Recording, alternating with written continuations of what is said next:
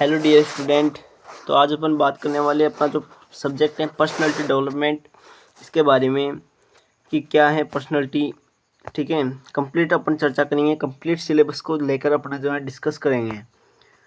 तो सबसे पहले अपन बात कर लेते हैं सर जी अपने पर्सनालिटी पर्सनालिटी को बोलते हैं हिंदी में व्यक्तित्व। तो सबसे पहले अपने व्यक्तित्व की क्या आती है परिभाषा। तो परिभाषा पूछेगा तो अपन को बतानी है कि व्यक्तित्व क्या है। तो व्यक्तित्व गुण है, व्यवहार है अपना, और इसके अलावा विचार है, अपन क्या सोचते हैं, अपने अंदर क्या भावनाएं आती हैं, क्या हमारा दृष्टिकोण है, इन सब का एक समुच्चय है। और ये जो व्यक्तित्व को जो है ना दूसरों से अलग बनाता है किसी व्यक्ति को। ठीक है, तो व्यक्तित्व उस गुणों, व्यवहारों, विचारों, बहुत सारे गुण हो सकते हैं, बहुत सारे व्यवहार हो सकते हैं, विचार हो सकते हैं, भावनाएं और दृष्टिकोण हो सकते हैं। उन सब का एक समुच्चय या समूह है जो किसी व्यक्ति को दूसरों से क्या बनाता है, अलग बनाता है। यदि किसी व्यक्ति की पर्सनैलिटी डेवलप हो जाती है तो दूसरों से अलग जो है उसको पर्सनैलिटी बना देता है। यदि अपन सीधी बात कर लेते हैं तो व्यक्तित्व क्या है। तो एक विशेषता है। व्यक्तित्व क्या है, एक विशेषता है जो किसी व्यक्ति के सोचने, महसूस करने और व्यवहार करने के ढंग को प्रदर्शित करती है, दर्शाती है कि व्यक्ति कैसे बोल रहा है, कैसे महसूस कर रहा है, क्या सोच रहा है, ये सबको कौन दर्शाता है, अपना व्यक्तित्व। नेक्स्ट है कुछ गॉर्डन ऑल्फोर्ड के अनुसार भी परिभाषा है कि व्यक्तित्व व्यक्ति के भीतर स्थित उन गतिशील मनोवैज्ञानिक गुणों का संगठन है जो उसके अनुकूल और वातावरण के प्रति उनकी प्रतिक्रिया को निर्धारित करता है। तो आपको इसमें ज़्यादा ध्यान नहीं देना है। नेक्स्ट है वाटसन। अब बहुत सी बार क्या होता है पर्सनालिटी की डेफिनेशन आ जाती है, क्वेश्चन बड़ा होता है तो अपन को एक डेफिनेशन तो नहीं लिखनी चाहिए, कम से कम दो लिखनी चाहिए, तो क्या होता है ना अच्छा रहता है। तो अपन तो एक तो लिख देंगे ऊपर वाली कोई सी भी दोनों में से एक छांटो, और अगर वो दोनों वो आ गई तो वो लिख दो, या फिर आप क्या करो कि एक ऊपर में से लिख दो और एक लिख दो किसी वैज्ञानिक का नाम लिख के। ये वॉटसन है, वॉटसन का नाम लिख दो। वॉटसन के अनुसार व्यक्तित्व क्या है, कोई भी व्यक्ति जो सीखता है उनका व्यवहार है, तो सीखे गए व्यवहारों का योग क्या है, व्यक्तित्व है। ये किसके अनुसार होगी, वॉटसन के अनुसार। नेक्स्ट आ जाते हैं अब व्यक्तित्व की प्रकृति। किसके बारे में बात करेंगे, व्यक्तित्व की प्रकृति के बारे में बात करेंगे कि व्यक्तित्व किस प्रकार का होता है, कैसा नेचर होता है। तो व्यक्तित्व अद्वितीय होता है। अद्वितीय मतलब व्यक्तित्व अद्वितीय होता है, मतलब अलग अलग व्यक्ति का व्यक्तित्व अलग होता है। कोई ज़्यादा गुस्सा वाला होता है, कोई शांत व्यक्ति होता है, कोई जो है खेलकूद में रुचि लेता है, कोई जो है अकेला रहना पसंद करता है, सामाजिक नहीं होता है, कोई सामाजिक होता है। तो ये अद्वितीय अलग अलग होता है व्यक्तित्व, हर व्यक्ति का व्यक्तित्व अलग अलग होता है। नेक्स्ट है व्यक्तित्व समग्र होता है। इसका मतलब है कि व्यक्तित्व समग्र का मतलब क्या है कि वो शारीरिक रूप से, मानसिक रूप से, सामाजिक रूप से और भावनात्मक पहलुओं का मिश्रण होता है। कि जो व्यक्तित्व है वो शारीरिक प्रकार का भी होता है, कोई जो है खेलकूद में होता है, कोई मानसिक रूप से विकसित होता है, कोई सामाजिक रूप से जो सामाजिक कार्यों में भागीदारी लेता है, और कुछ होते हैं जो भावनात्मक पहलू होते हैं। यानी कि सभी प्रकार के अपने लोग होते हैं, सामाजिक भी होते हैं, शारीरिक भी होते हैं, मानसिक भी होते हैं। हाँ, तो इन सभी पहलुओं का मिश्रण है, इसका मतलब समग्र है, यानी कि बहुत सारे इसके प्रकार हैं। व्यक्तित्व विकासशील होता है। इसका मतलब क्या है कि व्यक्तित्व जन्म से लेकर जो है अपन बढ़ते जाते हैं, आयु बढ़ती है तो उसके साथ साथ अपन चीज़ें सीखते हैं। पहले छोटा बच्चा होता है, वो जब स्कूल जाता है, बाहर निकलता है तो देखता है किस प्रकार से चलना है, किस प्रकार से बोलना है, तो और फिर बाद में धीरे धीरे व्यक्तित्व का विकास होता है। तो व्यक्तित्व जो है ना विकासशील होता है, जन्म से लेकर जीवन भर अनुभवों और वातावरण के अनुसार विकसित होता रहता है। ये अलग अलग जगह पर अलग अलग प्रकार से विकसित होता है। अपन कहीं पे क्या चीज़ सीख ली, कहीं पे क्या चीज़ सीख ली, तो उससे जो है ना अपने ये व्यक्तित्व का विकास होता है। तो अपन ने तीन चीज़ें देख ली व्यक्तित्व प्रकृति में। सबसे पहले व्यक्तित्व अद्वितीय होता है, व्यक्तित्व समग्र होता है, और एक व्यक्तित्व विकासशील होता है। नेक्स्ट आ जाते हैं जैविक और सामाजिक तत्वों का मिश्रण होता है। व्यक्तित्व आनुवंशिक रूप से भी निर्भर होता है और वातावरण से भी, कि किसी में आनुवंशिक लक्षण के कारण उसका व्यक्तित्व कैसा होता है, किसमें बाहर से वो क्या सीखता है, उससे जो क्या परिवर्तन करता है, उससे वो व्यक्तित्व विकास होता है। तो सामाजिक और जैविक तत्वों का मिश्रण होता है, यानी कि आनुवंशिक और वातावरण दोनों से जो है ना किसका निर्माण होता है, व्यक्तित्व का। नेक्स्ट है व्यक्तित्व व्यवहार को प्रभावित करता है। व्यक्ति क्या सोच रहा है, बोल रहा है, क्या कार्य कर रहा है, उसके व्यक्तित्व पर निर्भर करता है। मतलब व्यक्तित्व मान लो अच्छा होगा तो वो अच्छी तरीके से व्यवहार करेगा, अच्छा सोचेगा, तो ये व्यक्तित्व निर्भर करता है। यानी कि व्यक्तित्व व्यवहार को भी क्या करता है, डिसाइड करता है। अब आ जाते हैं, ये तो हो गया अपने व्यक्तित्व प्रकार। किस जैविक सामाजिक तत्वों में मिश्रण होता है, व्यक्तित्व विकासशील होता है, व्यक्तित्व जो है व्यवहार को प्रभावित करता है, व्यक्तित्व समग्र होता है, और व्यक्तित्व जो है ना अपने क्या हो जाएगा, एक अद्वितीय होता है। ठीक है, नेक्स्ट आ जाते हैं अब अपन कि व्यक्तित्व के प्रकार। व्यक्तित्व के प्रकार में यदि आपके क्वेश्चन पूछता है तो आपको लिखना है कि व्यक्तित्व, अगर छोटा क्वेश्चन है तो छोटे क्वेश्चन में आपको ये वाला लिखना है। कौन सा? स्पष्ट वाला। कि व्यक्तित्व 3 प्रकार का होता है। एक तो होता है अंतर्मुखी, एक होता है बहिर्मुखी, और एक होता है दोमुखी। जो व्यक्ति अकेले रहना पसंद करता है, आत्मनिरीक्षण करता है, उसको बोलते हैं अंतर्मुखी। जो व्यक्तित्व सामाजिक होता है और जो है सामाजिक रूप से कार्य करता है, समाज में घुल मिल के रहता है, उसको बोलते हैं बहिर्मुखी। और एक होता है दोमुखी, इसको बोलते हैं उभयमुखी। और ये जो है ना समाज में जो है ना परिस्थिति के अनुसार रह लेता है। जैसे मान लो कभी वो पढ़ाई करना चाह रहा है तो अकेला रहता है, अंतर्मुखी होता है। लेकिन किसी कार्यक्रम में उसको शामिल होना है तो सामाजिक भी हो जाते हैं। यानी कि समय के अनुसार और परिस्थिति के अनुसार अंतर्मुखी और बहिर्मुखी कौन हो सकता है अपना व्यक्तित्व। अब ये तो अपने छोटे क्वेश्चन के लिए हो गया कि छोटा क्वेश्चन आ गया तो कितने प्रकार का व्यक्तित्व, 3 प्रकार का। कौन कौन सा? अंतर्मुखी, बहिर्मुखी, दोमुखी। अंतर्मुखी को बोलते हैं इंट्रोवर्ट। क्या बोलते हैं? इंट्रोवर्ट। बहिर्मुखी को बोलते हैं एक्सट्रोवर्ट, और दोमुखी को बोलते हैं एम्बिवर्ट। क्या बोलते हैं? एम्बिवर्ट। अब ये जो वर्गीकरण है इंट्रोवर्ट, एक्सट्रोवर्ट और एम्बिवर्ट, ये हैं किसके अनुसार? जुंग के अनुसार। तो आपको बड़ा क्वेश्चन आ जाए तो एक तो बना के लिख देना है कि सर जी जुंग के अनुसार व्यक्तित्व के प्रकार। जुंग के अनुसार में आपको ये तीनों लिखना है, अंतर्मुखी, बहिर्मुखी, दोमुखी। जो अकेला रहना पसंद करता है, किसी बातचीत कम करता है, आत्मनिरीक्षण करता है, इसे बना के लिख दो आप बहुत सारे अपने अंदर की। कि वो घुल मिल के कम रहता है, सामाजिक कार्य कम करता है, अपने हिसाब से रहता है, खेलना कूदना पसंद कम करता है, वो होता है इंट्रोवर्ट। जो सामाजिक होता है, बातचीत करना पसंद करता है, समाज में रहता है, वो होते हैं एक्सट्रोवर्ट या बहिर्मुखी। जो परिस्थिति के अनुसार दोनों प्रकार का हो जाता है वो होता है दोमुखी या उभयमुखी। अब एक देख लो कि हिप्पोक्रेटस के अनुसार, सर जी हिप्पोक्रेटस के अनुसार भी अपने जो है क्या होता है, व्यक्तित्व होता है। व्यक्तित्व हिप्पोक्रेटस के अनुसार पहला देख लिया अपने जुंग के अनुसार, दूसरा हो जाता है हिप्पोक्रेटस के अनुसार। इसके अनुसार 4 प्रकार के व्यक्तित्व होते हैं। एक तो है संगवाही, एक है कोलेरिक, एक तो संगवाही, एक कोलेरिक हो जाएगा, एक मेलनकोलिक हो जाएगा, और एक हो जाएगा फ्लेजमेटिक। कौन कौन से? दोबारा से देखो, एक तो संगवाही, रुको,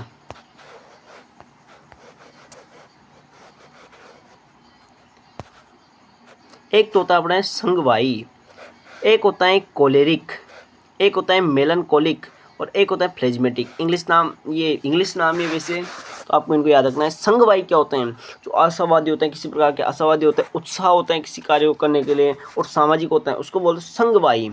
एक कोलेरिक, कोलेरिक मतलब जल्द गुस्सा हो जाते हैं, और जोशीले होते हैं, मतलब जल्दी से गुस्सा हो जाते हैं और जल्दी से जोश में आ जाते हैं, नेतृत्व क्षमता करने योग्य होते हैं, उनको बोलते हैं कोलेरिक। मेलनकोलिक इसमें आते हैं चिंतनशील, जो जरा चिंता करते हैं, गंभीर होते हैं, भावुक होते हैं, उनको बोलते हैं मेलनकोलिक में ये आते हैं। फ्लेजमेटिक में शांत होते हैं, बिल्कुल शांत रहेंगे तो स्थिर रहेंगे तो सहनशीलता भी क्या रहेगी, ज़्यादा रहेगी। तो ये बातें आपको याद रखनी है। तो ये तो हो गया अपने किसके अनुसार? हिप्पोक्रेटस के अनुसार। 2 के अनुसार देख लिया, एक तो देख लिया आपने किसके अनुसार, एक तो देख लिया अपन ने जो है जुंग के अनुसार। 3 प्रकार के इंट्रोवर्ट, एक्सट्रोवर्ट और एम्बिवर्ट, अंतर्मुखी, बहिर्मुखी और दोमुखी। एक देख लिया हिप्पोक्रेटस के अनुसार, संगवाही, कोलेरिक, मेलनकोलिक, फ्लेजमेटिक। जितना भी याद रहे उतना लिख देना, कोई जरूरी नहीं कि पूरे आए। नेक्स्ट है मायर्स ब्रिग्स टाइप इंडिकेटर। इसके अनुसार आपको देखो ज़्यादा याद नहीं रखना। इसमें काम की बात क्या है कि मायर्स ब्रिग्स इंडिकेटर के टाइप के अनुसार, ये इसलिए बता रहा हूँ यहाँ पे क्योंकि आगे भी काम आएगा। तो इसके अनुसार 16 प्रकार का जो मायर्स ब्रिग्स टाइप इंडिकेटर हैं, इसके अनुसार 16 प्रकार का व्यक्तित्व होता है। ये बात आपको लिखनी है, और नहीं, अगर कुछ नहीं लिखे तो ये तो लिख देना कि Myers Briggs type indicator MBTI। M का मतलब मायर्स, B का मतलब ब्रिग्स, T का मतलब टाइप, और I का मतलब इंडिकेटर, यानी कि मायर्स ब्रिग्स टाइप इंडिकेटर या फिर मायर्स ब्रिग्स टाइप संकेतक, इसको बोल सकते हैं। और 16 प्रकार इसके अनुसार व्यक्तित्व के होते हैं। आपको नहीं लिखना है कौन सा क्या होता है, जरूरी नहीं है। नेक्स्ट आ जाओ आप बिग 5 लक्षण। क्या जाओ आधुनिक मनोविज्ञान में जो बिग 5 व्यक्तित्व के क्या क्या लक्षण हैं, आधुनिक मनोविज्ञान में क्या क्या 5 मतलब आपको वर्गीकरण लिखना है ना, प्रकार लिखने हैं, तो उसमें एक तो ये लिख दो आधुनिक मनोविज्ञान में बिग 5। अगर ये भी नहीं आए तो लिख दो बिग 5 व्यक्तित्व लक्षण। इसमें आता है ट्रिक है। क्या है ट्रिक? ट्रिक है अपने पास, ये देखो, रुको, या आधुनिक मनोविज्ञान में आपको ट्रिक में क्या लिखना है? ओशियान। ओशियान पढ़ता है जोधपुर में। कहाँ पढ़ता है? जोधपुर में ओशियान पढ़ता है। और ओशियान इसकी क्या हो जाएगी? ट्रिक हो जाएगी। किसकी? बिग 5 लक्षण की। अब इस ओ का मतलब क्या है वो आप देख लो। इस ओ का तो मतलब है ओपननेस। ओपननेस मतलब खुलापन। सी का मतलब होता है अपने पास क्या? कंसिस्टेनियस यानी कि जिम्मेदारी। इस ई का मतलब क्या होता है? तो ये रहा, ई का मतलब होता है एक्सट्रोवर्जन यानी कि बहिर्मुखता या एक्सट्रोवर्ट आप लिख सकते हो। ए का मतलब क्या होता है? तो ए का मतलब होता है एग्रीबलेनेस। एग्रीएबलनेस, ठीक है, एग्रीएबलनेस हो जाता है, ठीक है, यानी कि सहमतता, किसी के लिए किसी कार्य के लिए सहमत है वो। एक आ जाता है यन। यन का मतलब क्या होता है? यन का मतलब होता है न्यूरोटिज्म, भावनात्मक स्थिरता, ठीक है। तो आपको याद रखना है कि 5 होते हैं बिग 5 लक्षण के अनुसार। ओशियन, क्या याद रखना है? ओशियन। ओशियन मतलब एक तो ओपननेस यानी खुलापन, नए अनुभवों के प्रति खुलापन होता है, किसी चीज़ को सीखने के लिए तैयार रहते हैं, तो उसको बोलते हैं ओपननेस, ठीक है। नेक्स्ट आता है कंसिस्टेनियस यानी जिम्मेदारी। सी आ गया कंसिस्टेंट, जिम्मेदारी, आत्म नियंत्रण होता है। जिम्मेदारी रहेगी तो आत्म नियंत्रण रहेगा, खुद पर ज़्यादा फालतू ये नहीं करेगा, ठीक है। और लक्ष्य के प्रति जो है एकाग्र रहेगा, समर्पित रहेगा। नेक्स्ट है बहिर्मुखता, सामाजिक होता है, ऊर्जा स्तर ज़्यादा होता है, घूमता फिरता है, ये सब होता है। इसमें आपको ऊपर वाला लिख सकते हो बना के। सामंजस्य, एग्रीबलेनेस, तो ये दूसरों के प्रति सहानुभूति दर्शाता है, किसी कार्य को करने में सहयोग देता है, सहमत रहता है, तो ये बात इसमें लिखनी है। भावनात्मक स्थिरता, तनाव चिंता को कैसे संभालते हैं जानता है, ये इस प्रकार का व्यक्तित्व आराम से तनाव चिंता को संभाल सकता है, ठीक है। तो इसके अनुसार हो गए 5, ठीक है। तो अपन ने क्या क्या देख लिया? सबसे पहले अपन एक बार रिवीजन कर लेते कंप्लीट का, कि व्यक्तित्व परिभाषा देख ली। फिर अपन ने देख लिया वॉटसन के अनुसार व्यक्तित्व सीखे गए व्यवहारों का योग है। व्यक्तित्व अद्वितीय होता है, अलग अलग व्यक्ति का अलग अलग होता है। व्यक्तित्व समग्र होता है, शारीरिक मानसिक भावनात्मक रूप से पाया जाता है। व्यक्तित्व विकासशील होता है, जन्म से लेकर मरण तक अपन सीखते रहते हैं। जैविक और सामाजिक तत्वों का मिश्रण होता है, आनुवंशिक और वातावरण से इसका निर्माण होता है, व्यवहार को प्रभावित करता है, ठीक है। नेक्स्ट है इसके प्रकार की बात कर लेते हैं। जुंग के अनुसार अंतर्मुखी, बहिर्मुखी, दोमुखी। जो अंदर रहते हैं, अकेले रहते हैं, घूमना फिरना पसंद कम करते हैं, उसको बोलते हैं अंतर्मुखी।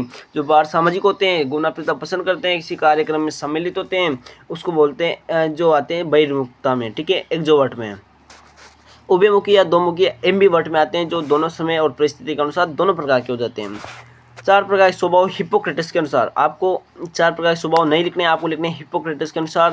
हिप्पोक्रेटिस के अनुसार 4 प्रकार के होते हैं, संगवाई, कोलेरिक, मेलनकोलिक, फ्लेजमेटिक। फिर आज का अगर आपको इसके अंदर की भी कन्फ्यूजन रहे तो बार बार का तो लिख देना कम से कम, अगर ये याद हो जाए तो। और इसमें भी अगर 2 भी याद हो जाए तो वो लिख देना। नेक्स्ट है माइट्स बिग टाइप इंडिकेटर, इसके अनुसार 16 प्रकार होते हैं व्यक्तित्व के।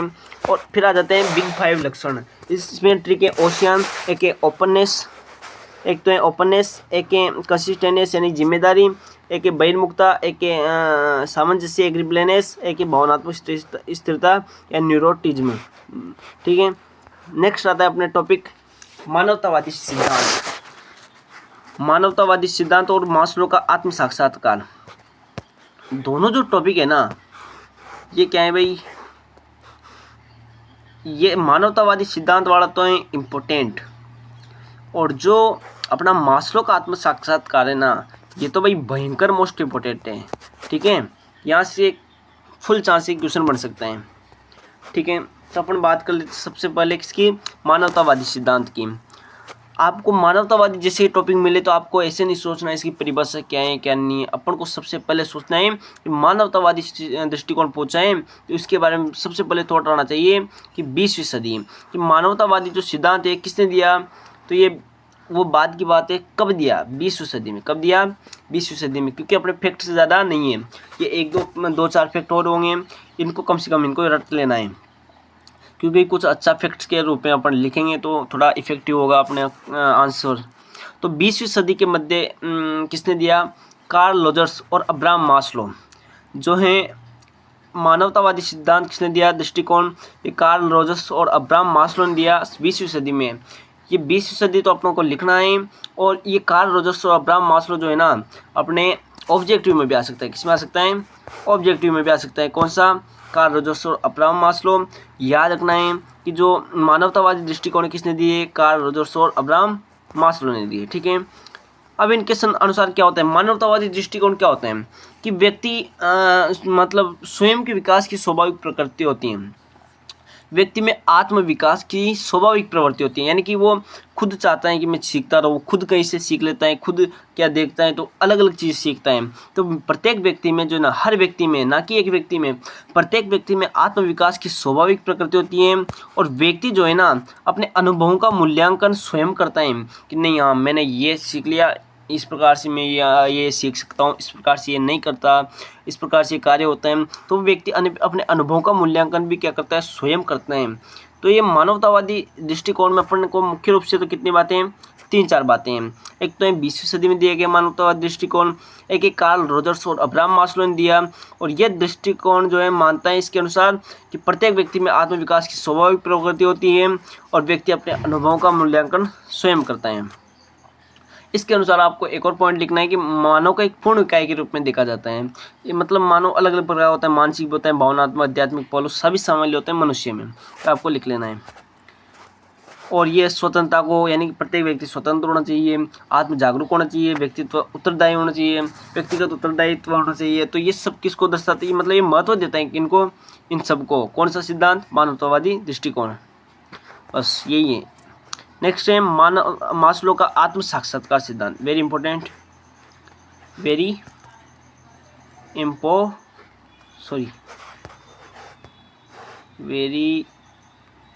इम्पोर्टेंट। ठीक है, मास्लो का आत्म साक्षात्कार सिद्धांत क्या है? मास्लो का आत्म साक्षात्कार सिद्धांत, देखो मास्लो के आत्म साक्षात्कार का जैसे ही आपने क्वेश्चन आए तो अपन को लिखना है कि सोचना है, लिखना नहीं, पहले सोचना है कि मास्लो में मतलब आत्म साक्षात्कार आखिरकार है क्या। तो सबसे पहले कहानी समझो कि 5 आवश्यकता बताई एक व्यक्ति था, अपने मानवतावादी सिद्धांत भी दिया अब्राहम मास्लो ने और कार्ल रोजर्स ने। तो मास्लो ने व्यक्ति की 5 विशेषताओं के बारे में बताया। कितनी विशेषताओं के बारे में? 5 की विशेषताओं के बारे में। देखो कौन कौन सी वो विशेषताएं, अरे रुको एक बार। सबसे पहले व्यक्ति को आवश्यकता होती है शारीरिक आवश्यकता, शारीरिक आवश्यकता में रोटी, कपड़ा, भोजन, ये सब। दूसरी होती है अपने व्यक्ति को सुरक्षा की आवश्यकता, उसको सुरक्षा चाहिए तो सुरक्षा की आवश्यकता। तीसरी होती है सामाजिक आवश्यकता, ठीक है, इसमें उसको मित्र चाहिए, परिवार चाहिए, सब चाहिए। चौथी हो जाएगी अपने कौन सी? मान सम्मान की, यानी कि उसको सम्मान चाहिए।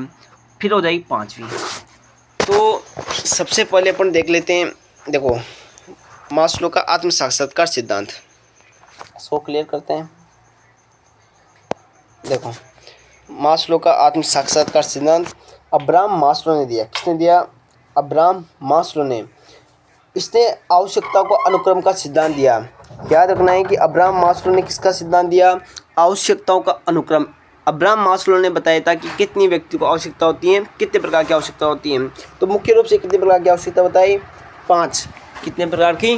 5 प्रकार की अपने यहाँ पे आवश्यकता होता है। किसने? अब्राहम मास्लो ने। अब कौन कौन सी? सबसे पहले आ जाती हैं शारीरिक आवश्यकताएं। व्यक्ति तो शारीरिक आवश्यकता में भोजन चाहिए, पानी चाहिए, नींद, सांस, ये सब चाहिए। नेक्स्ट है सुरक्षा की आवश्यकता।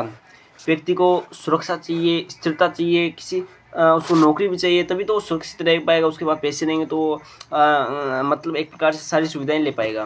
तो सुरक्षा की आवश्यकता। सामाजिक आवश्यकता, उसको मित्र होने चाहिए, परिवार होना चाहिए, ये सब उसके परिवार में होनी चाहिए। नेक्स्ट है मान सम्मान की आवश्यकता है। व्यक्ति को सब आवश्यकताएं मिल गई, सर जी उसको भोजन भी मिल गया, भोजन मिलेगी ना, उसके बाद चाहिए उसको, तो सबसे पहले भोजन चाहिए, भोजन के बाद उसको नहीं सुरक्षा भी चाहिए, फिर उसके बाद उसको चाहिए कि नहीं मित्र होना चाहिए, प्रेम होना चाहिए, परिवार होना चाहिए, ये उसको आवश्यकता है। फिर सर जी मित्र मिल गया, परिवार मिल गया, उसके बाद उसको क्या चाहिए, अब आत्मसम्मान भी तो होना चाहिए ना। कई बजाय उसको लोग सम्मान से देखें, तो आत्मसम्मान और दूसरों से सम्मान चाहता है वो, ऐसी उसकी चौथी आवश्यकता है।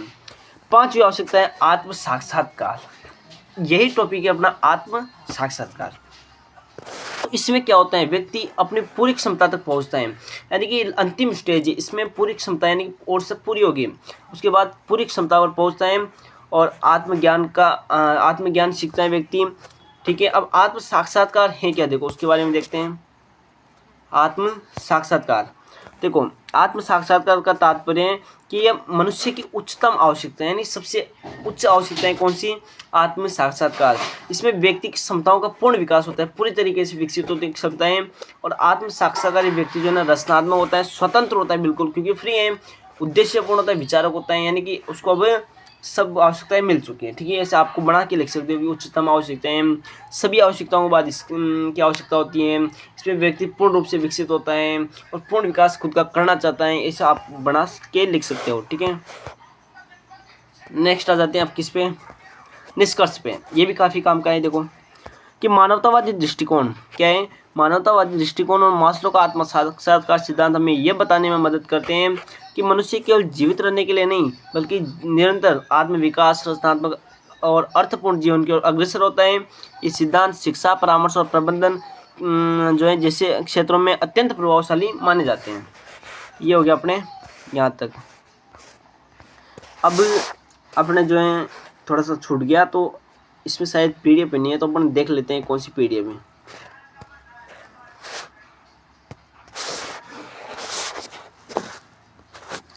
तो देख लेते हैं अपन कौन सी वाली पीडीएफ है जी। ये रही अपने पीडीएफ, इसमें देखते हैं। छूट गई थी शायद, पता नहीं गलत खुल गई शायद पीडीएफ। ये अपन ने पढ़ लिया, देखो ये आवश्यकताएं पढ़ लिया अपन ने।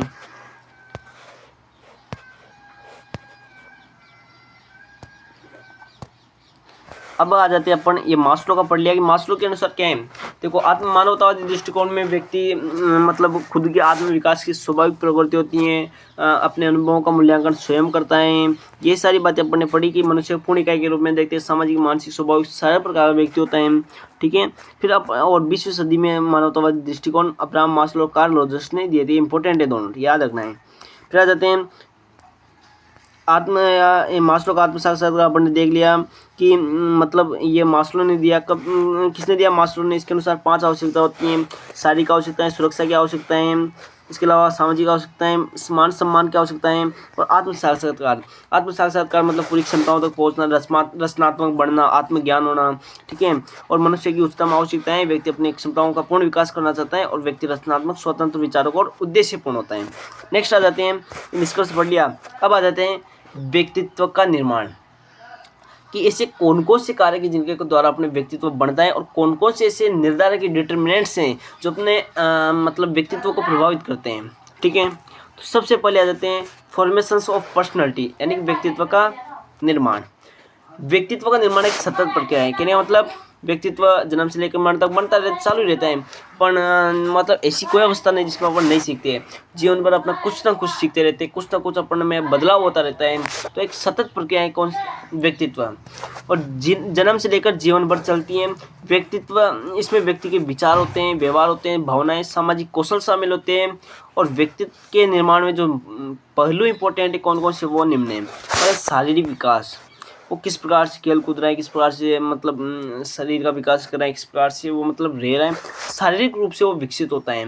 तो उस शारीरिक विकास पे अपने व्यक्तित्व के विकास में सहायक होता है। एक मनोवैज्ञानिक अनुभव, वो खुद के अंदर जांचता परखता है, मनोविश्लेषणात्मक अध्ययन करता है खुद के बारे में, सलाह खुद कुछ नई चीज़ें देखता है, समझता है उनके बारे में। तो मनोवैज्ञानिक अनुभव ये भी किसको प्रभावित करता है, अपने मतलब किसका निर्माण करता है, व्यक्तित्व का। शारीरिक विकास में कैसे, जैसे मान लो कोई भागदौड़ में अच्छा है, वो भागदौड़ करता है डेली, खान पान अच्छी है, बढ़िया मतलब मोटा था, फिट है, तो वो शारीरिक विकास हो रहा है, यानी कि उसका व्यक्तित्व का विकास तो है, पर कौन सा बड़ा, शारीरिक विकास। तो शारीरिक विकास भी जो है ना व्यक्तित्व का निर्माण कर रहा है। एक मनोवैज्ञानिक अनुभव, खुद के अंदर जांच पड़ताल कर रहा है, तो वो भी अपने व्यक्तित्व का विकास करेगा, व्यक्तित्व का निर्माण करता है। ठीक है, निर्माण करता है। फिर आता है सामाजिक संपर्क, वो किस प्रकार से लोगों में रह रहा है, गुण मिल रहा है, किस प्रकार से बात कर रहा है, किस प्रकार से चल रहा है, तो वो सब किसको निर्माण करते हैं, अपने व्यक्तित्व को। इसको बना के लिख सकते हो, बहुत सारी चीज़ें। फिर है परिवार एवं समाज का प्रभाव, कि किस प्रकार के समाज में रह रहे हैं, किस प्रकार परिवार में रह रहे हैं, वहाँ किस प्रकार का माहौल है, तो वो भी किसको प्रभावित, किसका निर्माण करता है, अपने व्यक्तित्व का। शिक्षा और संस्कार, उसने कहाँ से शिक्षा ली और जो है किस प्रकार की शिक्षा ली, कैसे क्या है, तो वो भी अपने व्यक्तित्व का निर्माण करता है। शिक्षा लेगा तो व्यक्तित्व का निर्माण होगा। जीवन की चुनौतियाँ, जीवन में काफ़ी सारी चुनौतियाँ आएंगी, तो उससे लड़ेगा, तो उससे व्यक्तित्व अलग अलग चीज़ें सीखता है, अलग अलग चीज़ों का अनुभव प्राप्त होता है, तो उससे जो है ना व्यक्तित्व का क्या होता है, निर्माण होता है। नेक्स्ट आ जाते हैं अपना टॉपिक अब व्यक्तित्व के निर्धारक, काफ़ी शानदार है ये भी। डिटर्मिनेंट्स ऑफ पर्सनैलिटी, व्यक्तित्व को प्रभावित करने वाले कारकों को मुख्य रूप से दो भागों में बांटा है। कितने भागों में? दो भागों में। कौन कौन से अपन हाईलाइट करके लिख लेते हैं।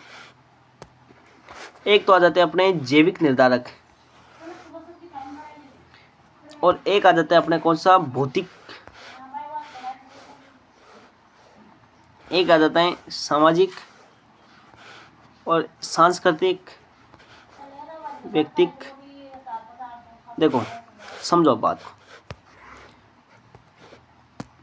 कि व्यक्तित्व का निर्माण जो है ना वो अलग अलग कारकों से होता है। सबसे पहले जैसे मान लो आपके क्वेश्चन आए कि व्यक्तित्व के निर्धारक कौन कौन से हैं, लिखिए। आप व्यक्तित्व को निर्धारित करने वाले कारकों को लिखिए, तो आपको क्या लिखना है कि सबसे पहले जैविक कारक। निर्धारक पूछिए तो जैविक निर्धारक, तो आनुवंशिकता कि माता पिता में किस प्रकार से गुण है, किस प्रकार से बुद्धि है, तो वो आनुवंशिकता से जो है ना उसके गुण आएंगे, तो जो है ना वो निर्धारित करेंगे उसके व्यक्तित्व की कैसा, उसका व्यक्तित्व, उसके माता पिता कैसे, तो उसके अपन वो डिसाइड कर सकते हैं उससे कि उसका व्यक्तित्व कैसा है।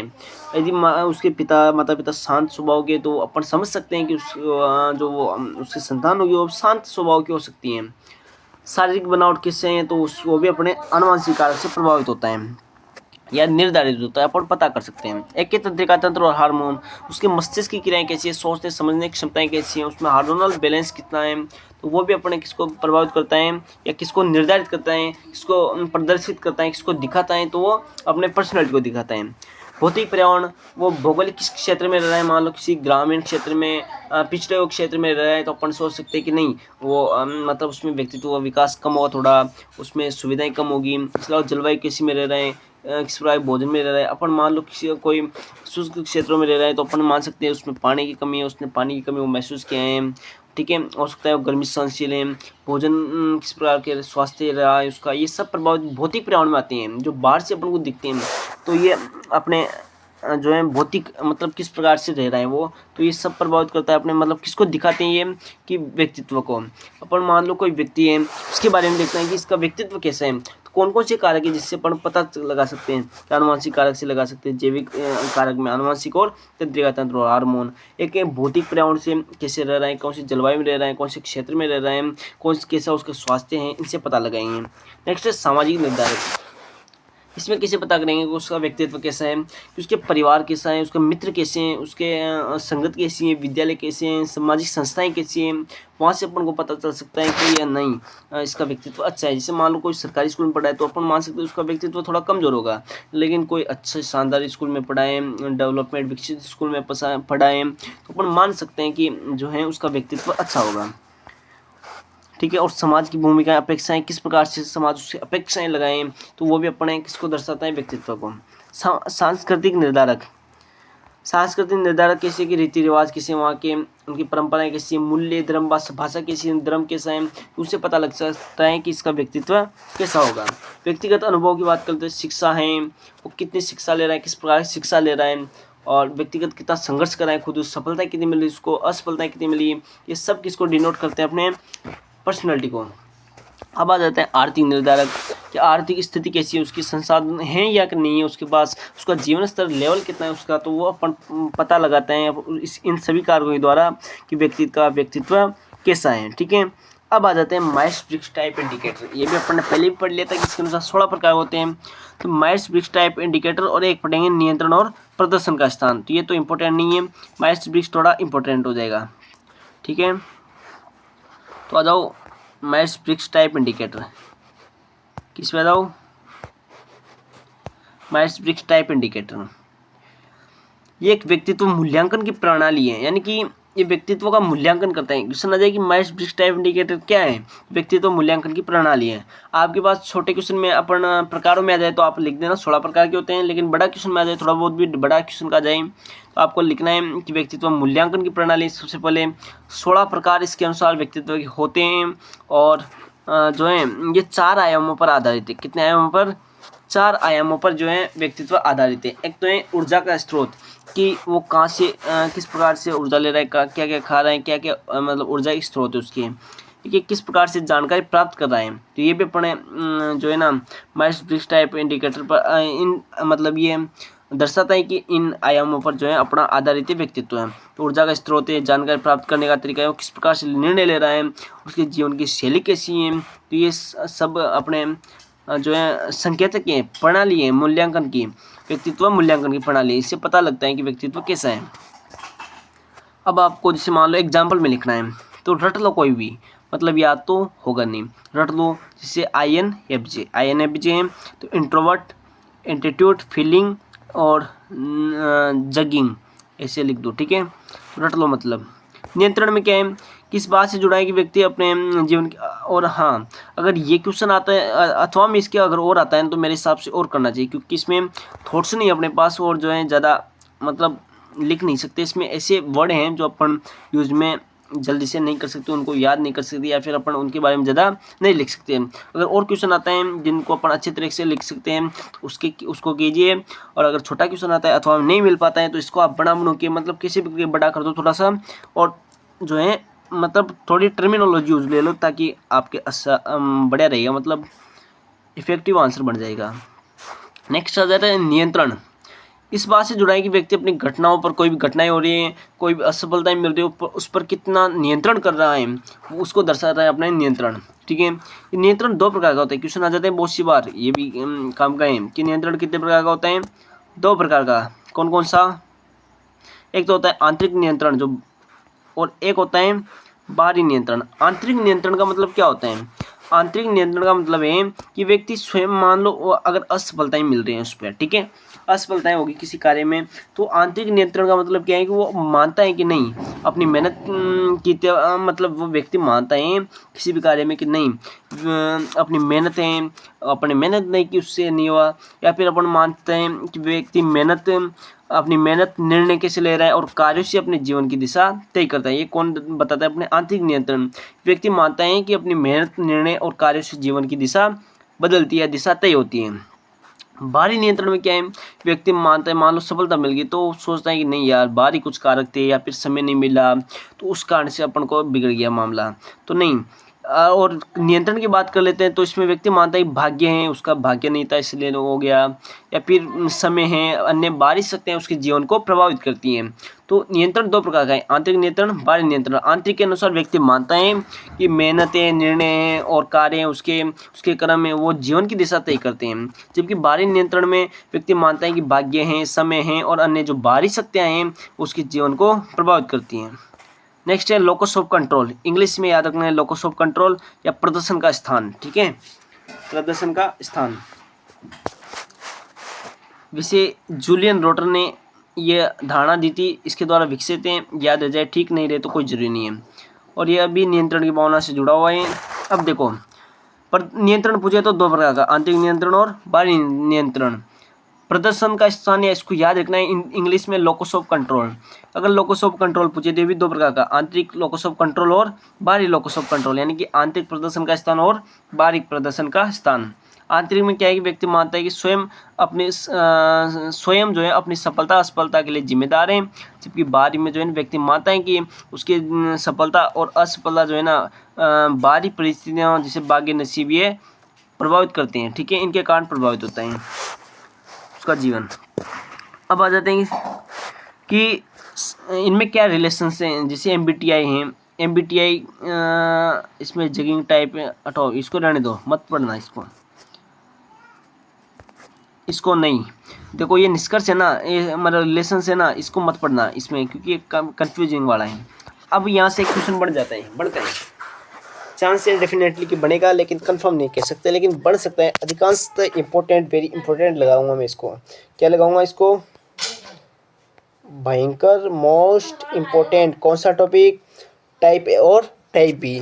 अब क्या होता है ना कि बहुत सारे स्रोतों में, बहुत सारे जगह जो है ना, बहुत सारे सोर्स में अपन को क्या देखने को मिलता है कि टाइप ए और टाइप बी के अलावा टाइप सी भी देते हैं, टाइप डी भी देते हैं। तो आपको इतना नहीं पढ़ना है, आपके सिलेबस में ओनली टाइप ए और टाइप बी है। मैंने बहुत सी जगह देखा है कि वहाँ पे type A, type B, type C, type D देके और काफ़ी कन्फ्यूजन कर रखा है। मतलब मुख्य रूप से दो ही प्रकार के होते हैं, ये तो बड़ा बड़ों के चार कर रखे हैं।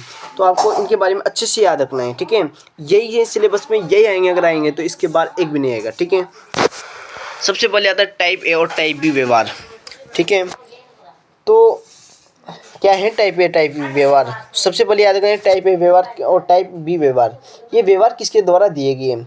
तो ये फ्रेडमैन के द्वारा दिए गए, याद रख लेना है थोड़ा, फ्रेडमैन और रोसेनमैन। फ्रेडमैन और रोसेनमैन ने 1950 के दशक में जो है ना क्या दिया? टाइप ए और टाइप बी। रट लेना, इनको ज़्यादा नहीं है, रट लेना, फ्रेडमैन और रोसेनमैन और 1950, ठीक है। अब इसमें कुछ नहीं लिखना ज़्यादा, टाइप ए टाइप बी आए तो आपको जो है सारणी की तरह, मतलब दो कॉलम बनाना है, डिफरेंस जैसे अपन करते हैं वैसे बनाना है, वैसे लिख सकते हो। या फिर अगर आपको लगता है कि नहीं पेज भी बढ़ने थोड़ा बड़ा है क्वेश्चन, तो फिर आपको जो है ना अलग अलग पहले टाइप ए हेडिंग लगाओ, उसमें काफ़ी सारे बड़े लाइन तरीके से छोड़ के सिस्टमेटिक तरीके से चौड़े लिख के सुंदर लिख सकते हो आप, ठीक है। तो टाइप ए व्यवहार में क्या लिखना है? सबसे पहले इसमें कम है लेकिन आपको बना के ज़्यादा लिख सकते हो इससे। टाइप ए व्यवहार में क्या है कि इस व्यवहार के अनुसार व्यक्ति अत्यधिक प्रतिस्पर्धी होते हैं, यानी कि व्यक्ति किसी भी कार्य के लिए प्रतिस्पर्धा लगाता है। कोई मान लो ज़्यादा पढ़ रहा है तो वो भी चाहता है कि नहीं मैं भी ज़्यादा पढ़ूँ, तो वो ज़्यादा पढ़ता है, तो वो अत्यधिक प्रतिस्पर्धी होता है, टाइप ए व्यवहार। समय के प्रति जागरूक बहुत ज़्यादा होता है, ये मतलब समय के प्रति बहुत जागरूक होते हैं, समय का इंपॉर्टेंस समझते हैं, जल्दी गुस्सा हो जाते हैं और अधीर हो जाते हैं, और लक्ष्य पाने के लिए ज़्यादा प्रेरित होते हैं, उत्साहित होते हैं किसी भी काम में, और मल्टीटास्किंग जो है पसंद करते हैं। कौन? अपने मतलब ज़्यादा टास्क मिले, अत्यधिक प्रतिस्पर्धी, गुस्सा होना, समय के प्रति जागरूक, लक्ष्य पाने के लिए प्रेरित, ये सब किस में आते हैं? अपने टाइप ए व्यवहार में। और इनको जो है तनाव ज़्यादा होता है, चिंता ज़्यादा कर लेते हैं, तनाव ज़्यादा कर लेते हैं, और अक्सर जो है दिल की बीमारियों का खतरा भी किनको होता है? टाइप ए व्यवहार को। लेकिन टाइप ए भी अच्छा, टाइप ए में और भी लिख सकते हो कि ये मतलब असफलता को सहन करने में कम समर्थ होते हैं। इसके अलावा काफ़ी सारी इसमें परेशानियाँ आ जाती हैं। नेक्स्ट है टाइप बी व्यवहार। ये व्यवहार जो है ना शांत होता है, आरामदायक स्वभाव होता है। इस व्यवहार के अनुसार व्यक्ति जो है ना शांत होता है, और उसका जो स्वभाव है मतलब आरामदायक स्वभाव का होता है, तनाव को आसानी से संभाल लेता है, प्रतिस्पर्धा की भावना कम होती है, समय की चिंता कम करते हैं, सामाजिक होते हैं, घूमते फिरते हैं, धीमी गति से काम करते हैं, कोई जल्दी नहीं है ये, और स्वास्थ्य के लिहाज से कम जोखिम होती है, मतलब स्वास्थ्य से प्रभावित, स्वास्थ्य खराब नहीं होता जल्दी से इनका, ठीक है। तो ये टाइप बी में देखो बेसिक है कि टाइप ए क्या है, वो आप इसमें भी लिख सकते हो। टाइप ए अंदर रहना चाहते हैं, मतलब अंतर्मुखी होते हैं, ये अकेले रहना चाहते हैं, जबकि टाइप बी सामाजिक होते हैं। और ये टाइप ए जल्दी गुस्सा हो जाती है, समय के प्रति जागरूक होते हैं, अत्यधिक प्रतिस्पर्धी होते हैं, और जो है लक्ष्य पाने के लिए ज़्यादा प्रेरित होते हैं, मल्टीटास्किंग पसंद करते हैं, तनावग्रस्त रहते हैं, दिल की बीमारियों का खतरा इनको ज़्यादा रहता है, जबकि ये सब इसमें नहीं होता है। इसके विपरीत हैं कौन? Type B. शांत रहते हैं, आरामदायक रहते हैं, तनाव को संभाल लेते हैं, प्रतिस्पर्धा कम होती है, समय की चिंता नहीं करते, सामाजिक और सहयोगी ज़्यादा होते हैं, धीमी गति से काम करते हैं, स्वास्थ्य के लिहाज से कम जोखिम होते हैं। नेक्स्ट आता है अपने व्यक्तित्व के सिद्धांत। क्या है सिद्धांत? परिभाषा तो अपन देख ली, लेकिन एक बार यहाँ पे देख लो परिभाषा कि व्यक्तित्व किसी व्यक्ति के सोचने, महसूस करने और व्यवहार करने की शैली है। यह जन्मजात गुणों और जीवन के अनुभवों का मेल होता है। ये कार्यस्थल उनके प्रदर्शन, टीम वर्क, नेतृत्व और संगठनात्मक संस्कृति पर असर डालता है, ठीक है। अब आ जाते हैं व्यक्तित्व के सिद्धांत। अपन ने देखे था ना व्यक्तित्व के प्रकार में, व्यक्तित्व के प्रकार देखे थे। व्यक्तित्व के प्रकार में अपन ने देखे थे कि बिग 5 लक्षण, तो उसी को अपन यहाँ पे लिखना है ओशियंट्रिक है। और ओशियंट्रिक में अपन को लिखना है ओपननेस। सबसे पहले क्या है? ओपननेस या खुलापन।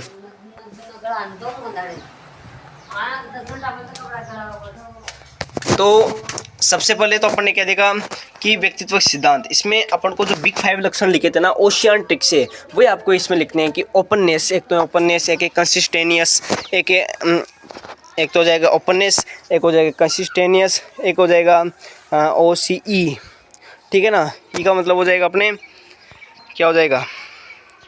एक्सट्रेवर्जन बहिर्मुखता, इसके अलावा एक का मतलब एग्रीएबलनेस, एक हो जाएगा न्यूरोटिज्म। यानी कि इसी को लिखना है आपको। व्यक्तित्व के सिद्धांत क्या है, पूछ लेना कि सर जी व्यक्तित्व के सिद्धांत क्या है, तो आपको लिखना है कि बिग 5 लक्षण है। इसमें ट्रिक याद रखना है, व्यक्तित्व सिद्धांत आए या फिर प्रकार आए। ओशियान ट्रिक है, ओशियान पड़ता है जोधपुर में, ठीक है। तो ओपननेस मतलब खुलापन, नया चीज़ सीखने की इच्छा होती है। इसके अलावा कर्तव्य निष्ठा की मतलब बात कर लेते हैं, तो जिम्मेदारी होती है, संगठन होता है उसके अंदर, ठीक है। वो जिम्मेदारी होता है तो लक्ष्य पाने के लिए प्रेरित होता है। आत्मनियंत्रण होता है, ठीक है। बहिर्मुखता सामाजिक होता है, उत्साह होता है। और बना के जो अपन ने लिखा था ना टाइप बी व्यवहार में, इसके अलावा अपन ने उसमें लिखा था एक्सट्रोवर्ट में, बहिर्मुखता में या बहिर्मुखी में लिखा था अपन ने, उसको लिख दो इसमें पूरा। सहमतता, किसी भी कार्य को करने के लिए सहमति होती है, सहयोग होते हैं और सहयोग करते हैं, उसमें मिलजुल के काम करते हैं, ऐसे बना के लिख सकते हो। एक ये भावनात्मक स्थिरता, मतलब तनाव और अस्थिरता की प्रवृत्ति इसमें होती है, मतलब एक प्रकार से आप बना के लिख सकते हो, कोई परेशानी नहीं। दोनों को सेम लिख देना, कोई जरूरी नहीं, कोई सा चूज कर लेना। संगठनात्मक व्यवहार क्या है, संगठनात्मक व्यवहार, ठीक है। यह अध्ययन करता है कि व्यक्ति और समूह, यह अध्ययन करता है संगठनात्मक व्यवहार, इसमें क्या पता चलता है अपन को कि व्यक्ति और समूह कैसे संगठन में मिलजुल के काम कर रहे हैं, ये अपन को बताता है। और इसका उद्देश्य है कि कार्य क्षमता को बढ़ाना, कार्य अच्छा करें, ज़्यादा करें, कर्मचारी संतोष तरीके से रहे और संगठनात्मक विकास हुए, उनको बढ़ावा देता है। कौन, संगठनात्मक व्यवहार। संगठनात्मक व्यवहार यानी कि संगठन में रह के काम करेंगे, व्यवहार रखेंगे, ठीक है। इसके कुछ घटक हैं। सबसे पहले प्रेरणा, देखो प्रेरणा क्या है, उनको अपन मोटिवेशन देंगे कि नहीं अपन को ऐसा रहना चाहिए, मिलजुल के रहना चाहिए, आप मिलजुल के रहोगे तो आप अच्छा काम होगा, आपको ऐसा होगा, जल्दी से मतलब काम पूरा हो जाएगा, तो मोटिवेशन करेंगे। तो इसमें आपको मेस्लो का आवश्यकता सिद्धांत याद रखना है। तो ये आप तो मोटिवेशन में लिख देना जो भी आपको आए वो। नेतृत्व मतलब घटक का मतलब कौन कौन से कारक भी लिख सकते हैं, प्रभावित कर रही है तो प्रेरणा प्रभावित कर रही है। नेतृत्व, वहाँ पे नेतृत्वकर्ता कौन है, तो लीडरशिप कौन करता है, नेतृत्व शैलियाँ कैसी है, उनका प्रभाव पड़ता है।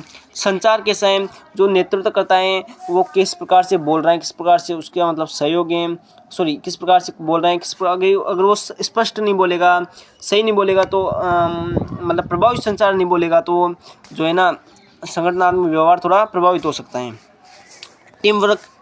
टीम वर्क में क्या है, टीम की गतिशीलता होनी चाहिए, मिलजुल के काम करनी चाहिए, सहयोग होना चाहिए। ये आपको इसमें लिख सकते हो, संगठनात्मक संस्कृति, मूल्य और मान्यताओं की प्रणाली। हटाओ, अब आपको आ जाना है किस पे, व्यक्तिगत व्यवहार, खुद का व्यवहार है, इसको कौन कौन से कारक प्रभावित करते हैं उसको अपन देख लेते हैं। तो व्यक्तिगत व्यवहार की नींव और उसको प्रभावित करने वाले मॉडलों का अध्ययन करने से, चलो इसको अपन जो है ना मेरे हिसाब से, चलो इसको तो पढ़ ही लेते हैं, फिर अपन छोड़ देंगे, कुछ चीज़ों को बाद में पढ़ेंगे। पढ़ लो, इसको पढ़ लो, ठीक है। तो व्यक्तिगत व्यवहार की नींव में क्या है कि व्यक्तिगत व्यवहार कुछ मूलभूत तत्वों पर आधारित होता है, जैसे जैविक लक्षण है, मतलब उसका कैसी उम्र है, लिंग है, शारीरिक बनावट कैसा है उसका, तो वो अपने व्यक्तिगत व्यवहार को दर्शाता है। योग्यताएं कैसी है कि बौद्धिक क्षमता किसकी है, शारीरिक क्षमता कैसी है उसकी, वो योग्यताएं प्रभावित करती हैं व्यक्तिगत खुद के अपने व्यवहार को। एक है व्यक्ति के स्थायी गुण जो उसको व्यवहार को प्रभावित करते हैं, यानी कि व्यक्ति के व्यवहार को, व्यक्तिगत व्यवहार की बात करें तो व्यक्तिगत व्यवहार को प्रभावित करने वाले कारक कौन से हैं, नींव कौन सी है, तो उनके बारे में देख रहे हैं। तो व्यक्तिगत व्यवहार की नींव में लिखना है कि ये कुछ तत्वों पर आधारित होता है, मूलभूत तत्वों पर आधारित होता है। पहले जैविक लक्षण, इसमें उम्र, लिंग, शारीरिक बनावट। योग्यताएं, उसमें बौद्धिक क्षमताएं हैं, शारीरिक क्षमताएं उसको दर्शाता, उससे प्रभावित होता है व्यक्तिगत व्यवहार। एक ही व्यक्तित्व, उसमें व्यक्तित्व अच्छा है तो स्थायी गुण अच्छे हैं तो वो उसको प्रभावित करते हैं। धारणाएं, किसी व्यक्ति को देखने का जो होता है ना, किसी व्यक्ति को देखने का दृष्टिकोण होता है उसको बोलते धारणाएं। दृष्टिकोण है व्यक्ति के विचार कैसे, भावना कैसी, प्रवृत्तियाँ। आपको बहुत सारे सोच रहे होंगे इसमें डिफरेंस क्या है एटीट्यूड और मतलब धारणाएं में, तो आपको ज़्यादा ध्यान नहीं, मतलब को कोई ज़रूरी नहीं अपन को ये याद होए, अपन को बस एक लिख दो कोई सा भी, ठीक है। सीखना, अनुभव के आधार पर व्यवहार में बदलाव करना, ठीक है। मान लो वो किस प्रकार से सीख रहा है तो उसका व्यवहार में बदलाव होगा, तो व्यवहार में बदलाव होगा तो व्यक्तिगत व्यवहार प्रभावित होगा, ठीक है। तो ये न्यू में और व्यवहार में लगभग सेम ही कारक है। न्यू में भी आप ये लिख दो कि जैविक लक्षण, व्यक्तित्व, धारणाएं, दृष्टिकोण, सीखना, ये सब इसमें आते हैं, ठीक है। व्यक्तिगत व्यवहार को प्रभावित करने वाले कारक। अच्छा हाँ, एक बात और बताना, जैसे मान लो व्यक्तिगत व्यवहार कारक है, जिसमें आपको व्यक्तिगत व्यवहार जैविक लक्षण लगा के उसमें लगा सबसे पहले उम्र, फिर लगा तो टॉपिक लगा के लिंग, फिर टॉपिक लगा तो शारीरिक बनावट, इसमें अलग अलग लिख दो आप, ठीक है, इसे पेज भी भरेंगे जल्दी। व्यक्तिगत व्यवहार को प्रभावित करने वाले कारक। अब इसमें आपको देखो लिखना कैसे, लिखना वही मैटर है ऊपर वाला नींव वाला है, बस इसको सिस्टमेटिक लिखना है। सबसे पहले आंतरिक लगाना है, फिर लगाना है बाह्य कारक। आंतरिक कारक में कौन सा, एक तो व्यक्तित्व खुद का होता है, अंदर से वो विकसित करता है, खुद का अंदर का होता है, वो खुद किस प्रकार से दर्शाते हैं उससे अपन को पता चलेगा। तो आंतरिक कारक, एक तो आंतरिक कारक में आ जाते हैं एक तो अपने व्यक्तित्व, एक आ जाता है मूल्य और दृष्टिकोण, उसका सोचने और देखने का नजरिया कैसा है, वो भी आंतरिक है, तो आंतरिक कारक प्रभावित कर रहा है। एक प्रेरणा, उसके अंदर कितने मोटिवेशंस हैं, वो भी प्रभावित करते हैं किसको, अपने व्यक्तिगत व्यवहार को। अनुभव कितना है उसमें, शिक्षा कितने ले रखी है उसने, वो भी प्रभावित करता है, कितना नॉलेज है, ठीक है। एक है विज्ञानात्मक क्षमताएं, रहने दो।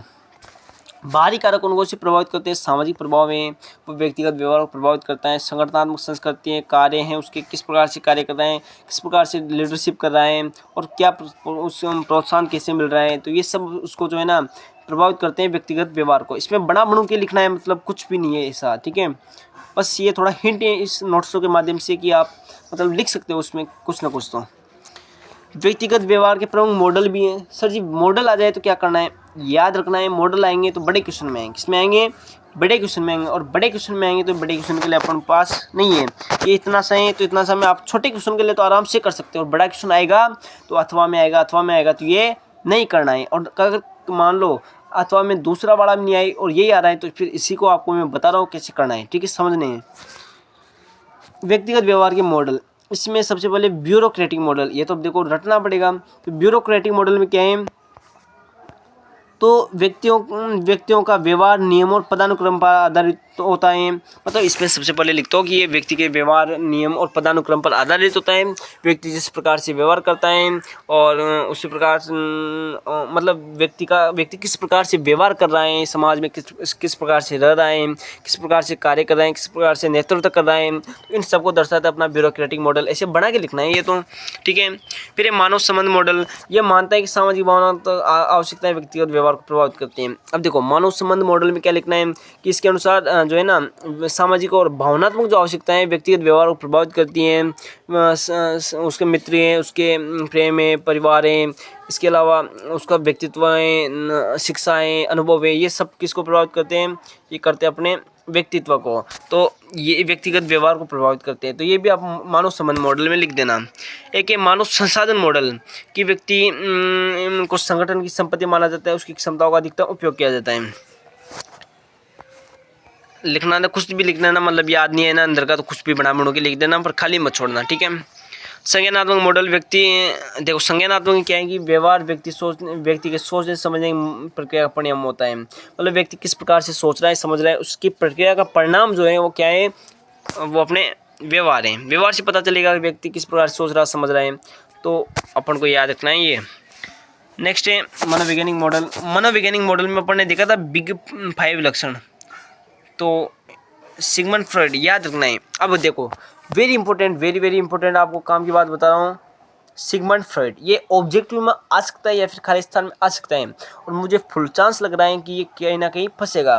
कैसे फंसेगा सर जी, कि आपके क्वेश्चन पूछ लेगा ऑब्जेक्टिव या खाली स्थान में कि मनोवैज्ञानिक जो मॉडल है, कौन सा मॉडल है, मनोवैज्ञानिक मॉडल किसके द्वारा दिया गया, सिगमंड फ्रॉइड के द्वारा। किसके द्वारा, सिगमंड फ्रॉइड। कम से कम फ्रॉइड तो याद रख लेना, ठीक है, फ्रॉइड तो रट ही लेना मतलब, ठीक है। अब व्यक्तिगत व्यवहार की धारणा देख लो कि क्या धारणा है व्यवहार के प्रति, व्यक्तिगत व्यवहार के प्रति। तो व्यक्तिगत व्यवहार की धारणा का अर्थ है किसी व्यक्ति द्वारा दूसरे के व्यवहार, गतिविधियों, शब्दों और हाव भाव की मानसिक समझ बनाना। मतलब क्वेश्चन आ जाए कि व्यक्तिगत व्यवहार की धारणा या परसेप्शंस ऑफ इंडिविजुअल बिहेवियर, यानी कि व्यवहार की धारणा। ऐसे पूछ रहे आपको व्यवहार की धारणा, तो क्या है व्यवहार की धारणा, ठीक है। तो व्यवहार की धारणा क्या है, परसेप्शन क्या है, इसे पूछ ले परसेप्शन क्या है, तो परसेप्शन या एटीट्यूड में अंतर बताओ। परसेप्शन का मतलब धारणा और एटीट्यूड का मतलब दृष्टिकोण। तो धारणा का मतलब तो क्या है भाई, एटीट्यूड का मतलब तो क्या है, किसी व्यक्ति की सोचने समझने की क्षमता है, किस प्रकार सोच रहा है, वो है एटीट्यूड या दृष्टिकोण। लेकिन यदि मैं बात करूं कि जो है धारणा क्या है, तो कोई भी व्यक्ति किसी व्यक्ति को देखता है तो उसके बारे में स्पष्ट में समझ बना लेता है कि हाँ ये व्यक्ति ऐसा है और ऐसा ऐसा है। जैसे मान लो अपन नाम सुनते हैं अभी, जैसे मान लो जैसलमेर का नाम सुन लिया तो क्या अपने माइंड में आता है कि वहाँ पे सूखा क्षेत्र है, पानी बहुत कम है, रेत ही रहते हैं, ऊँट ज़्यादा मिलती है, तो ये धारणा बनती है। उसी प्रकार से कोई व्यक्ति किसी व्यक्ति को देखता है, यानी कि किसी व्यक्ति द्वारा दूसरे व्यक्ति के व्यवहार गतिविधियाँ, वो किस प्रकार से व्यवहार कराएं, किस प्रकार से गतिविधियाँ कराएं, किस प्रकार के उसके शब्द हैं, हाव भाव हैं, उनकी मानसिक समझ में बना लेता है, मतलब माइंड में थोड़ी स्टोरी बना लेता है कि ऐसा व्यक्ति है। तो यही है अपने व्यक्तिगत व्यवहार की धारणा, यानी कि व्यक्ति दूसरों को कैसे देखता है और कैसे समझता है और कैसे मूल्यांकन करता है, उस पर आधारित है धारणा। ठीक है, धारणा के गुण है, मतलब धारणा के गुण कौन कौन से कि जैसे अपन पता लगाएंगे कि हाँ व्यक्ति का व्यक्तित्व की ऐसी ऐसी स्टोरी बननी चाहिए। तो पहले व्यक्ति निष्ठा की धारणा प्रत्येक व्यक्ति की अपनी सोच, अनुभव और दृष्टिकोण पर आधारित होते हैं। यदि मान लो मैं बात करूँ ना कि व्यक्ति की धारणा को प्रभावित करने वाले कारक कौन कौन से हैं, तो ये भी इसमें भी आप ये लिख सकते हो कि व्यक्ति निष्ठा की धारणा प्रत्येक व्यक्ति अपनी सोच, उसकी सोच कैसी है, समझ कैसी है, अनुभव कैसे, उसमें उसका दृष्टिकोण कैसा है, उस पर निर्भर करती है अपने जो है धारणा। ये तो आ जाए व्यक्ति निष्ठा में, यानी व्यक्तिगत में। चयनात्मकता में क्या है कि व्यक्ति सभी जानकारी को ग्रहण नहीं करते, यानी कि चयन करके वो ग्रहण करता है। मतलब जैसे मान लो बहुत सारी बातें हैं तो उसमें काम छाड़ लेता है कि ये है, इसके बारे में ये बातें हैं। तो व्यक्ति सभी जानकारी को ग्रहण नहीं करता है, वो केवल अपने लिए महत्वपूर्ण तथ्यों पर ध्यान देता है। ठीक है, ये किसके प्रभावित करने वाले कारक में लिख दो या गुण लिख दो कि गुण में भी आएंगे व्यक्ति निष्ठाएं, इसके अलावा चयनात्मकता है। संगठन है, व्यक्ति अपने अनुभव और ज्ञान के आधार पर प्राप्त जानकारी को एक संरचना में जोड़ मरोड़ के एक स्टोरी बना लेता है।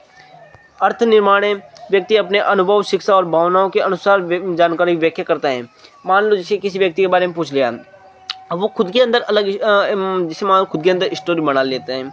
अब वो कोई व्यक्ति, अगर अगला व्यक्ति उसके बारे में, मतलब उस व्यक्ति, जैसे मान लो कोई एक व्यक्ति है ए, और ए व्यक्ति का व्यवहार के बारे में अपन स्टोरी बना लेता है बी व्यक्ति है, और बी व्यक्ति से ए व्यक्ति के बारे में सी व्यक्ति पूछता है, तो पूछता है कि वो व्यक्ति कैसा है कैसा नहीं है। तो व्यक्ति फिर किस प्रकार से व्याख्या करता है, किस प्रकार से उसके अनुभव और शिक्षा भावनाओं के अनुसार किस प्रकार से जानकारी की व्याख्या करता है, ये अर्थ निर्माण को बताता है। और ये किसमें सम्मिलित है, अपने किसमें हो जाएंगे, ये धारणा में, धारणा के गुण में। देखिए प्रभावशीलता, धारणा प्रत्येक व्यक्ति के निर्णय, व्यवहार और संबंधों को प्रभावित करती है। ठीक है, अब धारणाओं को प्रभावित करने वाले कारक में आप लिख सकते हो, मेन कारक तो ये लिखना है, उसमें गुण में आप लिख देना है। ठीक है, कि चयनात्मकता है, वो चयन करके लेता है, इसके अलावा व्यक्ति निष्ठा है, इसके अलावा अपने अर्थ निर्माण है, संगठन है, प्रभावशीलता है, ये आपको याद रखना है। कारक में बात कर लेता हूँ, तो धारणा को प्रभावित करने वाले कौन कौन से कारक है। सबसे पहला है अपने पारिस्थिति से जुड़े कारक। किससे जुड़े कारक, परिस्थिति यानी कि वातावरण से जुड़े कारक, इसे बोल दो। इसमें समय, स्थान, वातावरण आते हैं। इसमें आप भौगोलिक कारक भी लिख सकते हो, आप भौतिक कारक लिख सकते हो, परिस्थिति से जुड़े कारक। ठीक है, इसमें समय है, स्थान है और वातावरण है।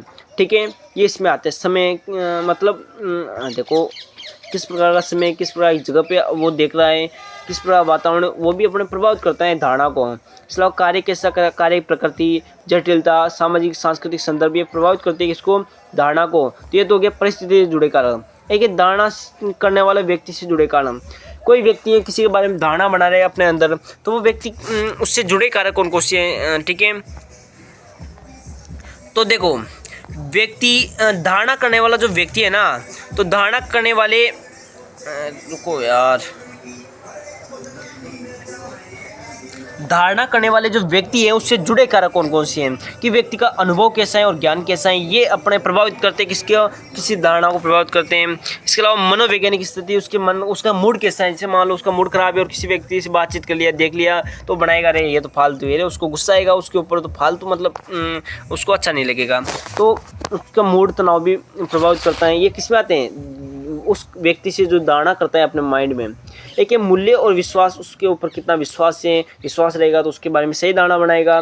मूल्य, उसको मूल्य देगा, उसको कीमत देगा, मतलब उसका सम्मान रखता है थोड़ा सा, तो उसको अच्छी भावना, उसकी अच्छी धारणा बनाएगा अपने माइंड में।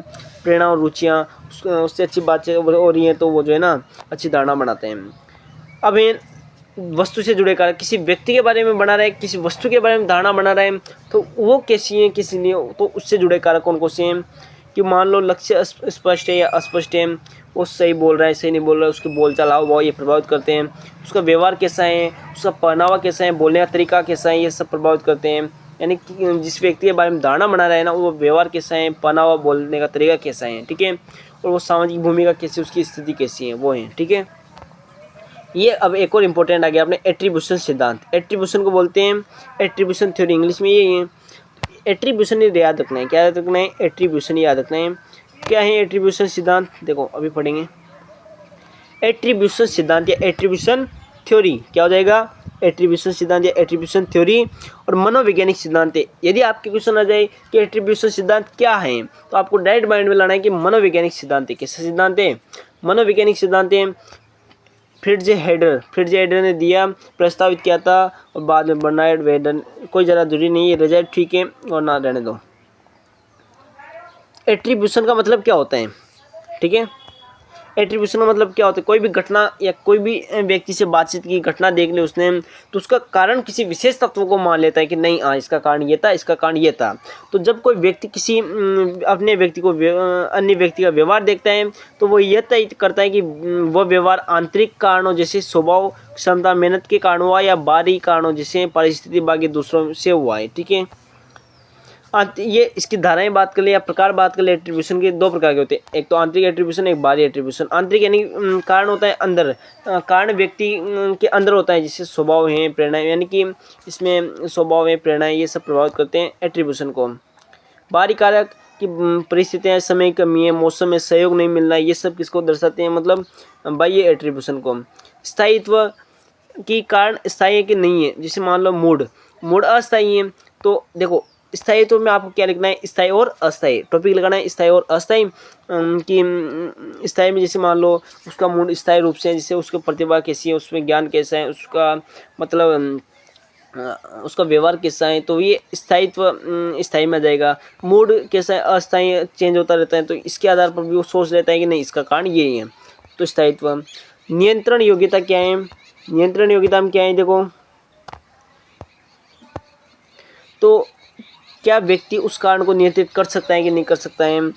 मान लो ज़रा सोच रहा है तो उसको कम करना है कि नहीं करना है, वो अपना समझ ले, मतलब वो व्यक्ति सोच लेता है। कारण क्या समझता है वो देखते हैं। जितना आपको याद रही उतना लिखते हैं ना, देखो ठीक है। तो अब यही वही बात है ऊपर वाली कि बर्नार्ड वेदन के अनुसार एट्रीब्यूशन के 3 आयाम है। स्थान यानी कि आंतरिक हो सकता है स्थान, या बाहरी हो सकता है। स्थायित्व स्थायी हो सकता है, अस्थायी हो सकता है। और नियंत्रण नियंत्रित कर सकता है या नहीं कर सकता। ठीक है, तो केस स्टडी आप रहने दो, मेरे हिसाब से नहीं रहने दो। अगर आपको टाइम मिले तो इसको आप पढ़ लेना, एक बार जरूर पढ़ लेना। देखें अब देखो एट्रीब्यूशन सिद्धांत क्या है कि एट्रीब्यूशन सिद्धांत ये समझना में मदद करते हैं कि व्यक्ति कैसे घटनाओं के कारणों की व्याख्या करता है, और ये व्याख्या उसकी प्रतिक्रिया, प्रेरणा और व्यवहार को किस तरह प्रभावित करती है। विशेष रूप से शिक्षा, संगठन और परामर्श के क्षेत्र में इसका बहुत उपयोग होता है। ठीक है, अब आ जाता है टॉपिक अपना सीखना। क्या आता है? सीखना, लर्निंग। सीखने की परिभाषा क्या है? सीखना एक प्रक्रिया है जिसके माध्यम से व्यक्ति अपने अनुभव, अभ्यास और अध्ययन के द्वारा व्यवहार में स्थायी परिवर्तन लाता है। ठीक है, तो मेरे हिसाब से सीखने की परिभाषा आपको यहाँ से याद रखो। एक दो तो ऊपर वाली लिख दो, या फिर इनमें से एक दो लिख दो और वैज्ञानिक के नाम के अनुसार लिख दो कि क्रो एंड क्रो ने बताया कि सीखना एक प्रक्रिया है जिसके द्वारा व्यक्ति के व्यवहार में वृद्धि होती है और उसमें संशोधन होता है। एक परिभाषा क्या हो जाएगी? सीखना व्यवहार में परिवर्तन है जो अभ्यास और अनुभव के परिणाम स्वरूप होता है। एक परिभाषा लिख दो कि सीखना एक प्रक्रिया है जिसके द्वारा अनुभव में या व्यवहार में अपेक्षाकृत स्थायी परिवर्तन आता है। तो मुख्य रूप से कोई सी परिभाषा लिख सकते हो आप वैसे तो, लेकिन कोई सी भी एक लिख देना और एक वैज्ञानिक का नाम जरूर मेंशन कर देना। उससे क्या होता है ना, थोड़ा इफेक्टिवनेस हो जाता है। तो सीखना एक प्रक्रिया है जिससे जो अनुभव जिससे व्यवहार और व्यवहार में परिवर्तन आता है और संशोधन होता है। और एक परिभाषा है कि व्यवहार एक प्रक्रिया है जिसमें अनुभव के आधार पर जो है ना और अभ्यास के आधार पर जो है व्यवहार में परिवर्तन होता है। और एक परिभाषा हो जाएगी सीखना एक प्रक्रिया है जिससे अनुभव के आधार पर व्यवहार में अपेक्षाकृत स्थायी परिवर्तन आता है। ठीक है, कुछ सिद्धांत है सीखने का। क्या क्या सिद्धांत है, कैसे कैसे सीखेंगे? सबसे पहले प्रयास और त्रुटि का सिद्धांत। ये दिया किसने? थॉर्नडाइक ने। रट लो, क्या कर लो? रट लो। रटा था तो रट लो, मैंने भी रटा था, आप भी रट लो। कि व्यक्ति प्रयास करता है और फिर गलत हो जाता है, फिर प्रयास करता है, फिर सीखता है। तो इस सिद्धांत के अनुसार व्यक्ति विभिन्न प्रयास करता है, गलतियों से सीखता है और सही समाधान तक बाद में पहुंचता है। तो ये किसने दिया? थॉर्नडाइक ने। क्वेश्चन आ जाए सीखने के सिद्धांत लिखिए। माइंड में जाना है कि अपन मतलब माइंड में नहीं जाना है, व्यक्ति मतलब अपने वातावरण से खुद से रिलेट करना है कि अपन कैसे सीखते हैं। कोई पाठ याद करने की कोशिश करी, सवाल कोशिश करने के लिए तो अपन को नहीं होता है तो गलती हो जाती है, फिर उसको सीखते हैं, फिर गलती हो जाती है, फिर उससे मतलब गलतियों से सीखता है और फिर सही समाधान तक पहुंचता है। इसको बोलते हैं प्रयास कर रहा है और त्रुटि हो रही है, तो प्रयास और त्रुटि का सिद्धांत। नेक्स्ट है अनुबंध और अनुबंध सिद्धांत। अनुबंध सिद्धांत पावलोव और स्किनर ने दिया। किसने दिया? पावलोव और स्किनर ने कौन सा दिया? अनुबंध सिद्धांत। रट लेना, मैंने रटा था, क्वेश्चन आया था हमारे शायद इसमें। तो एक तो है शास्त्रीय अनुबंध, एक है परिचालन अनुबंध। शास्त्रीय तो दिया पावलोव ने और परिचालन दिया स्किनर ने। अपन ने पढ़े ना भी कि दो हैं, अपन ने पढ़े ना भी कि दो हैं, एक तो है अपने पावलोव और एक तो पावलोव और स्किनर। पावलोव ने तो कौन सा दिया? शास्त्रीय अनुबंध, और परिचालन वाला किसने दिया? स्किनर ने।